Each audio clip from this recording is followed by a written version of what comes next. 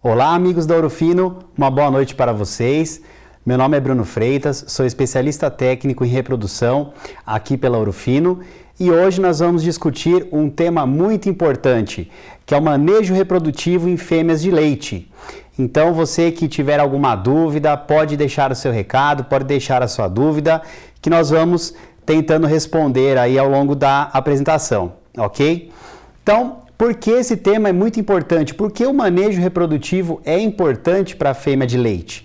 Claro, você produtor que está aí nos assistindo, já sabe, se nós não temos a reprodução, nós também não vamos ter a produção. Então isso é muito importante, nós vamos discutir alguns conceitos ao longo da apresentação de hoje, alguns conceitos que são de suma importância para a gente detectar os índices reprodutivos e detectar de maneira geral como anda a reprodução na sua propriedade, ok? Então, sintam-se à vontade, podem deixar dúvidas, comentários aí que nós vamos tentando responder ao longo da apresentação. Então, o primeiro slide que eu queria colocar aqui para vocês é porque muitas pessoas só se preocupam com o protocolo ou com o tipo de protocolo que vai usar quando colocar essa fêmea na reprodução. Mas basicamente, viu pessoal, toda essa eficiência vem de muito antes, como a gente pode observar nesse slide. Aí o primeiro, olha só, a linha do tempo do manejo reprodutivo da vaca de leite. Primeiro ponto que a gente tem que ter muita atenção é o período pré-parto. Então, o sucesso na reprodução começa no sucesso nesse período, no período pré-parto, que a gente tem algumas estratégias de manejo, como, por exemplo, o agrupamento das fêmeas por categorias, as dietas adequadas que são muito importantes para esse período. E aí um ponto que é muito importante também e tem sido muito discutido e hoje nós já sabemos que impacta demais na produção e também na reprodução, que é o conforto dessas fêmeas. Isso aí é muito importante. Então, vejam que a linha do tempo do manejo reprodutivo não começa só quando acaba o período voluntário de espera. Ela começa muito antes e nós temos que ter atenção em todos esses pontos. O próximo passo aí da linha do tempo do manejo reprodutivo é o momento do parto. Vejam que se essa fêmea tem algum problema no parto, como por exemplo retenção de placenta, a gente sabe que a reprodução lá na frente pode ser prejudicada. Então, vejam que a gente coloca aí nesse slide para vocês o treinamento da equipe, que é fundamental para que esse momento do parto seja o menos traumático possível para essa fêmea. Evitar manobras desnecessárias e sempre ter muita atenção caso tenha que ser feita alguma intervenção nessa fêmea, ok? Bom, após essa fêmea parir, após essa vaca parir, nós temos o início do pós-parto, que também é um momento fundamental e que pode impactar lá na frente, lá na reprodução, quando essa vaca for liberada para a reprodução.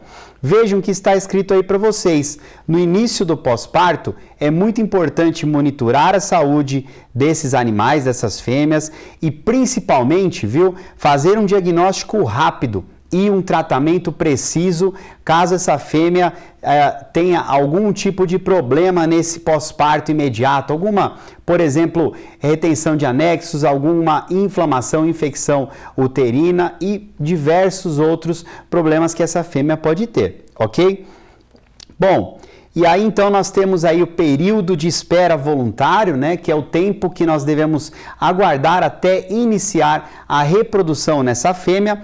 Passando o período de espera voluntário, nós temos então aí o quinto passo nessa linha do tempo, que são realmente os programas reprodutivos propriamente ditos. Então, como vocês podem observar, o programa reprodutivo é somente o quinto passo da linha de tempo no manejo reprodutivo de vacas de leite. Nós temos então 4 outros passos anteriores que devem ter a nossa atenção e todo o nosso cuidado para nós obtermos a máxima eficiência reprodutiva, certo? E quando a gente fala em máxima eficiência reprodutiva, bom, a pergunta que nos vem: Tá, mas o que é considerado eficiência reprodutiva? Qual é o meu objetivo nessa propriedade do ponto de vista reprodutivo? Esse conceito ele é muito importante, vocês têm que ter isso na memória, que é o conceito de intervalo entre partos. Então, como vocês podem observar aí na tela, vejam que tem a gestação, assim que essa fêmea pariu, nós temos o período de involução uterina, que é o tempo que demora para o útero dessa fêmea voltar ao tamanho normal, para as funções reprodutivas dela voltarem ao normal. Então, esse período de involução uterina, a gente pode até diminuir ele um pouquinho, mas basicamente aí nós falamos em 30 dias. Isso é uma média, né? A gente sabe que tem fêmeas que têm uma involução uterina mais precoce e outras que têm uma involução uterina mais tardia. Mas em média nós colocamos aí 30 dias período de involução uterina, correto? Bom, depois desse período nós temos aí o período de concepção, no qual essa fêmea já vai para a reprodução, né? Claro que no caso da fêmea de leite, o período voluntário de espera é um pouco maior. Hoje, aí, em média, o pessoal costuma aguardar 35, 45 dias para colocar essa fêmea na reprodução. Também isso aí varia um pouco da aptidão leiteira dessa fêmea, da persistência da lactação, mas basicamente a gente tem esse período de concepção. Ok, obtivemos sucesso. Essa fêmea, ela emprenhou, ela concebeu, ok? Então nós temos o outro período de gestação, que esse é um período que nós não podemos diminuir tanto, ele não muda muito. A gente não consegue fazer uma vaca de leite parir um bezerro saudável com, por exemplo, 4 meses de gestação. Isso aí é inerente à espécie bovina. Nesse caso aí que eu demonstro para vocês na tela, nós temos aí, por exemplo, a gestação de uma fêmea Bos Taurus, aí um exemplo de uma raça Bos Taurus, a raça holandesa, com duração de gestação média, isso é uma média, de 280 dias. E aí nós temos o segundo parto. Bom, se nós observarmos esse esquema aqui na tela, nós podemos ver que só tem um ponto que nós podemos atuar para que o intervalo entre partos não seja muito longo. Intervalo entre partos, como o próprio nome já diz, é o tempo depois que ela pariu, é o tempo que essa fêmea demora para parir de novo.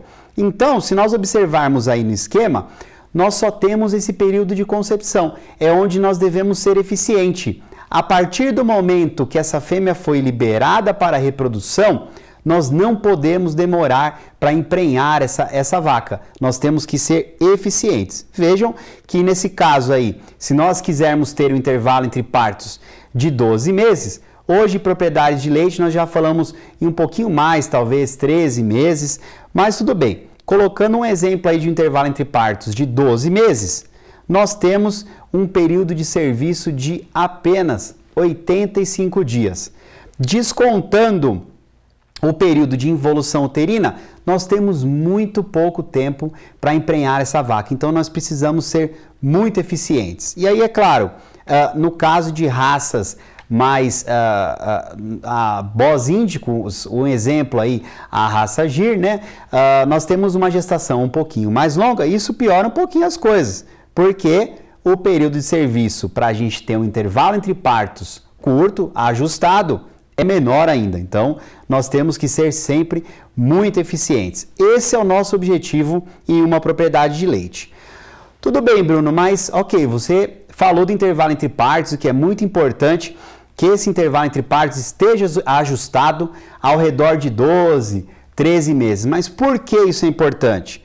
Olha só que interessante. Vamos para outra situação hipotética aí, uma vaca que pariu, ok? E tem uma duração de lactação de aproximadamente aí 305 dias, correto?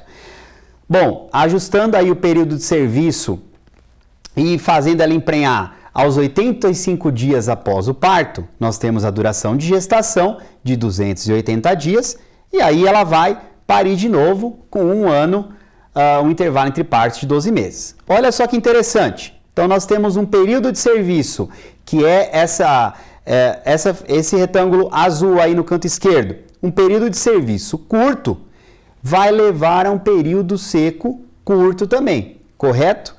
Agora vamos para uma outra situação que vamos ali para baixo, ali no último retângulo azul. Vejam que nesse caso, essa fêmea ela teve um período de serviço longo, ou seja, ela demorou muito para emprenhar após o parto.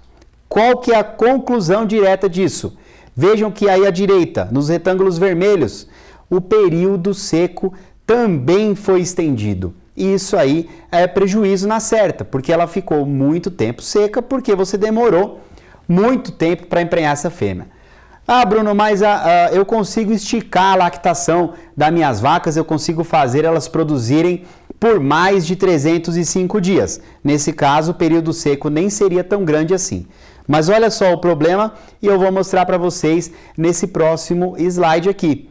Vejam que a produção de leite, isso é natural. Conforme vão passando os dias em lactação, a tendência da produção de leite é diminuir. Às vezes a gente vai nas propriedades, principalmente de gado mais puro, holandês, fêmeas com lactação de 500, de 400 dias, ok? Produzindo 10, 15 quilos, e aí por dia, 15 litros de leite por dia. O produtor fala, olha, mas ela está produzindo muito ainda. Mas se ela está produzindo isso aí com tantos dias em leite, imagina quanto ela não produzia lá no pico de lactação.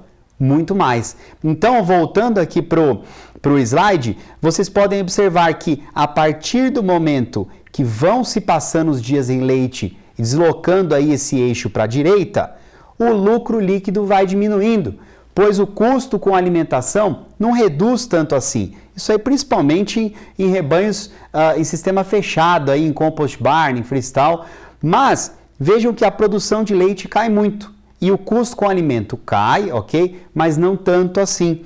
E aí, pessoal, a gente vai entendendo que muitas vezes não vale a pena esticar tanto assim essa lactação, ok? Porque você começa a achatar o lucro líquido da atividade. Então, conclusão, nós devemos ser eficientes. Então, a vaca pariu, já teve o período voluntário de espera e que você vai definir com o médico veterinário que assiste a sua propriedade, nós temos que ser eficientes em emprenhar essa fêmea o quanto antes. Então, o segredo aí da reprodução em fêmeas de leite é a intensificação do manejo reprodutivo, ok?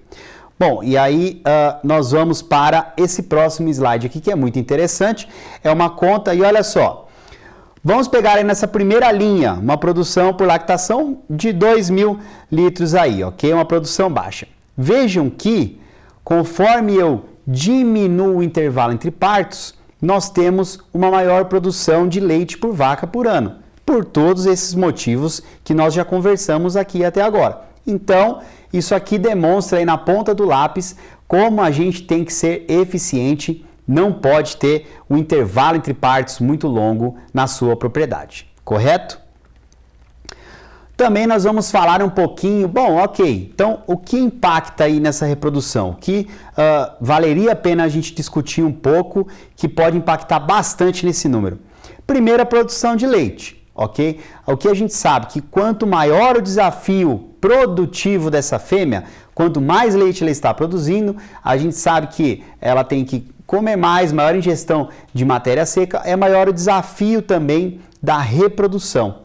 Além disso, o estresse térmico é um outro fator que impacta diretamente nos resultados reprodutivos da propriedade. E aí, nós gostamos de ligar esse estresse térmico com a palavra conforto também, que não é só relacionado ao estresse térmico, mas essa fêmea ela tem que ter conforto para produzir e para se reproduzir de maneira mais eficiente.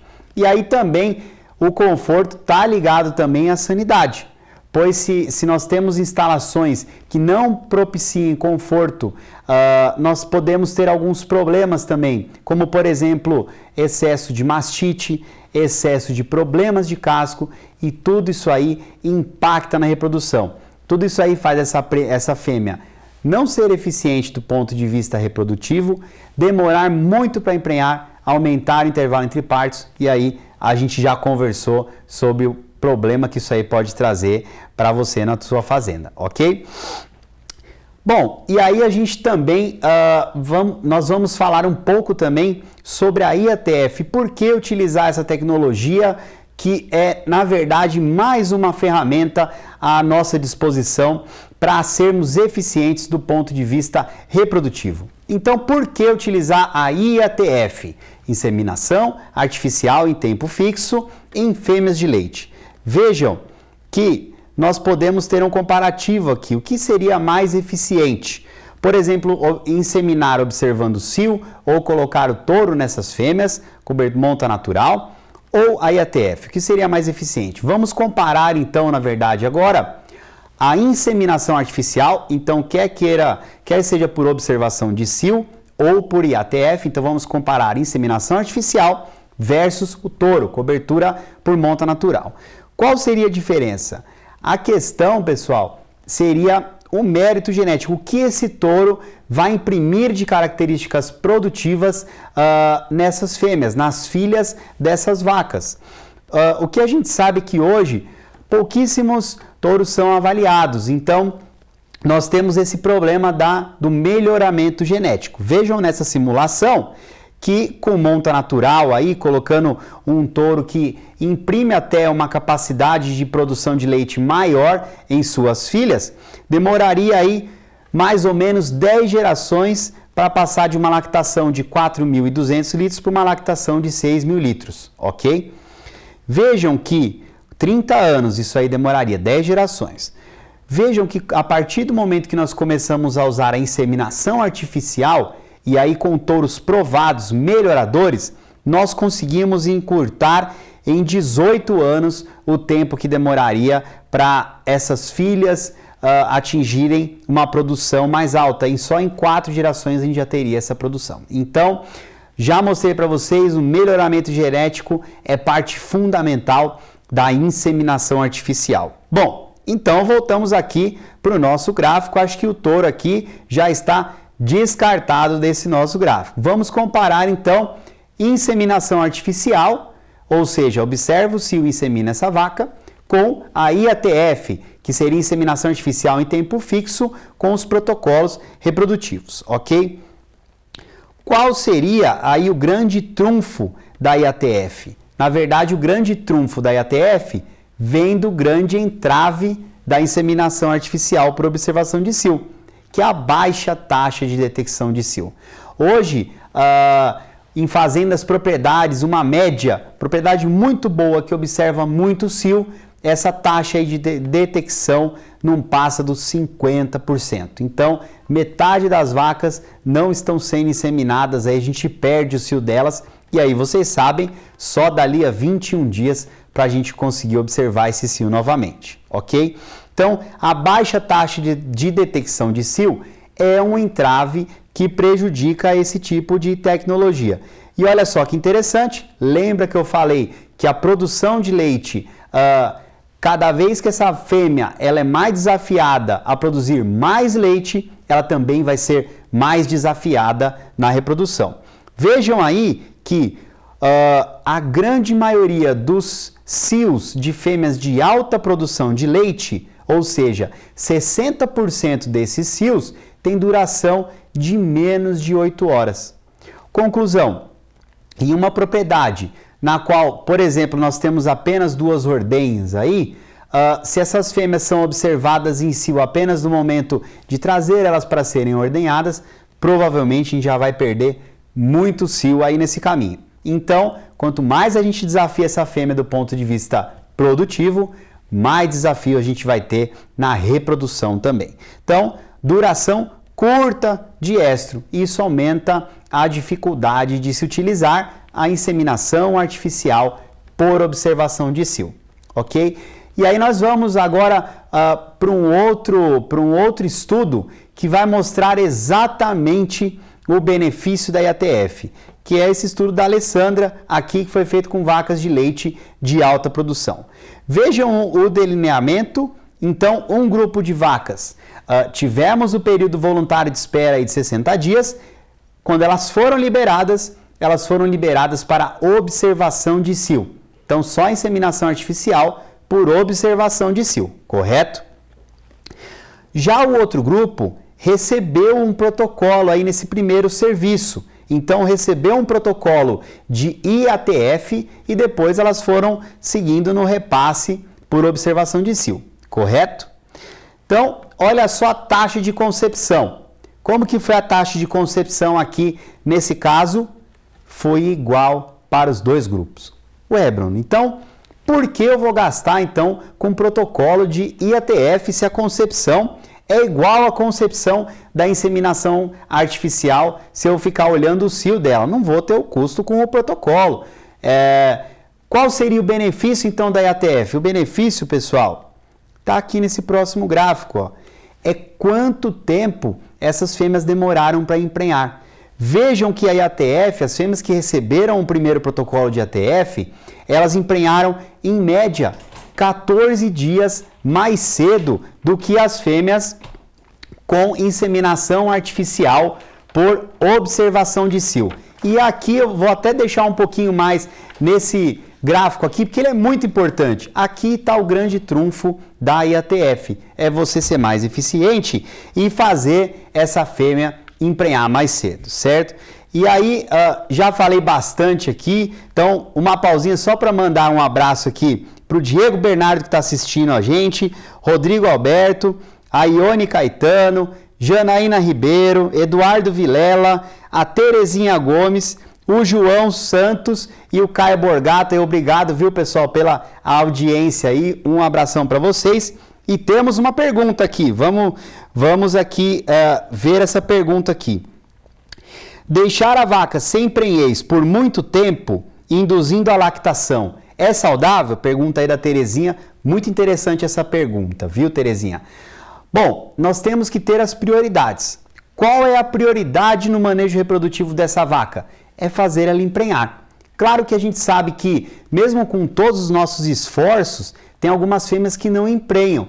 Aí tudo bem, lá na frente, quando você já tentou de tudo para ela emprenhar, se ela não tiver nenhum problema reprodutivo detectável, certo? Por meio das avaliações aí, se ela não tiver nenhum problema, estiver lá na frente, já tentei de tudo, já tentei inseminar, tentei tudo que eu podia para emprenhar essa fêmea, aí tudo bem. Aí a indução de lactação pode ser uma ferramenta interessante nesse pacote aí de manejo reprodutivo, correto? Mas primeiro, sempre, pessoal, tem que tentar emprenhar essa fêmea aí, certo? Olha só uma outra pergunta aqui do Felipe, que é muito interessante também. Ele perguntou aqui, qual é o período de espera voluntário ideal? Essa depende demais do manejo da fazenda. Vamos lá, principalmente, primeiro ponto aí, da raça dessas vacas aí. A gente sabe que a lactação de fêmeas aí, bós índicos, um exemplo, GIR, geralmente tende a durar menos. Lógico, a gente hoje já tem melhoramento genético, já temos fêmeas bós índicos aí produzindo tanto quanto fêmeas bós tauros. Mas, se a gente tem uma lactação de duração menor, o PEV pode ser um pouquinho menor também, correto? Agora, se tem vamos supor que eu tenho um tipo de rebanho, uma genética, que a duração da lactação é muito longa. Então, a gente tem aí 300 dias em leite produzindo ainda 20, 30 quilos, correto?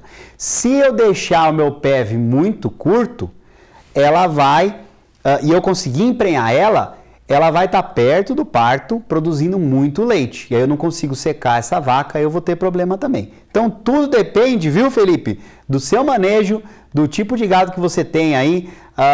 Isso aí é uma coisa para você decidir junto com os seus consultores aí da sua propriedade, correto? Muito interessante as perguntas aí, obrigado, viu, pessoal?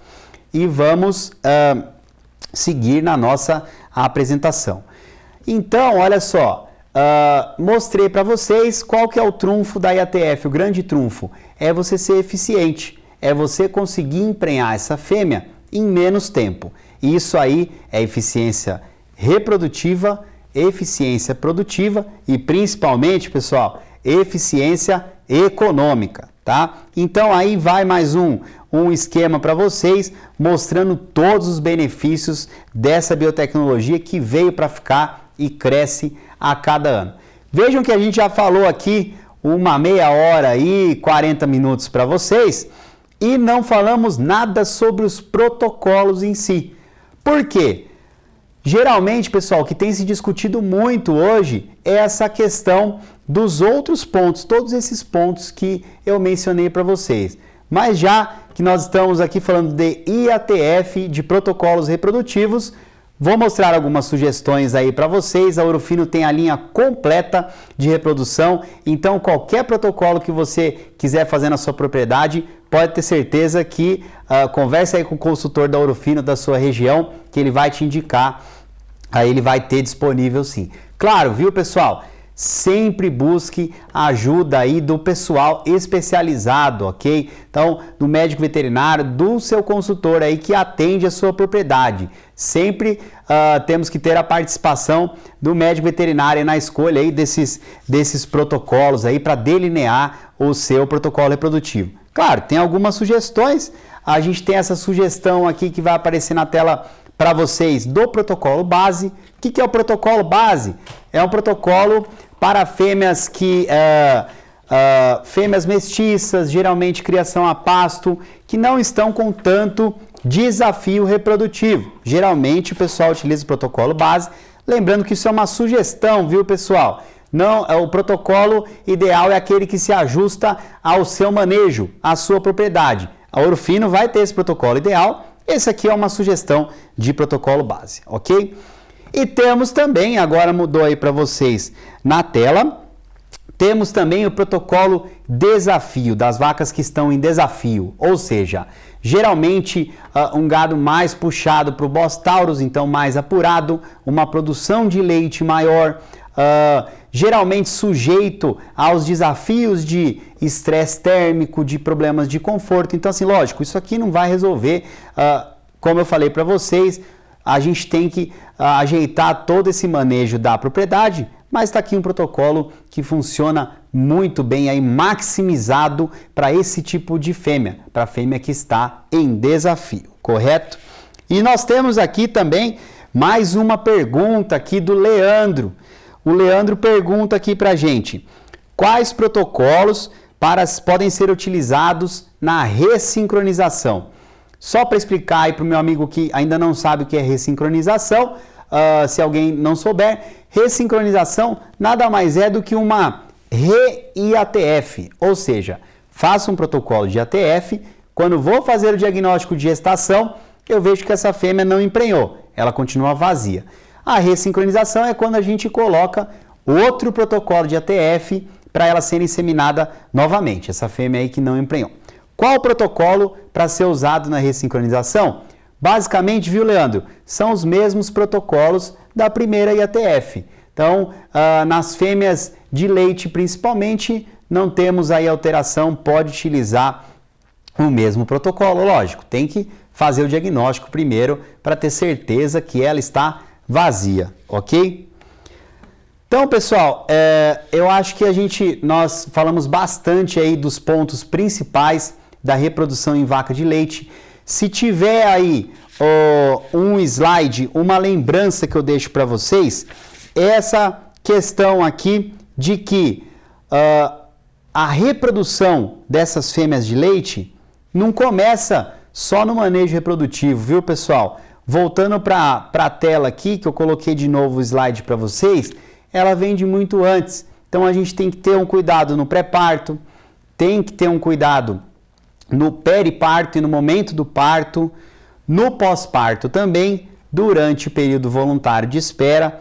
E aí sim, se a gente tiver bastante cuidado aí nesses períodos, pode ter certeza que vai ser muito mais fácil ser eficiente do ponto de vista reprodutivo. Fácil não é, nós sabemos que não é fácil, mas se tiver esses cuidados aí, uma assistência especializada, pode ter certeza que nós vamos conseguir melhorar a eficiência reprodutiva. Então, eu agradeço a todos vocês que nos assistiram, aí agradeço ao pessoal aqui da comunicação da Ouro Fino, que está aqui até agora para nós termos esse bate-papo bem interessante aqui com vocês.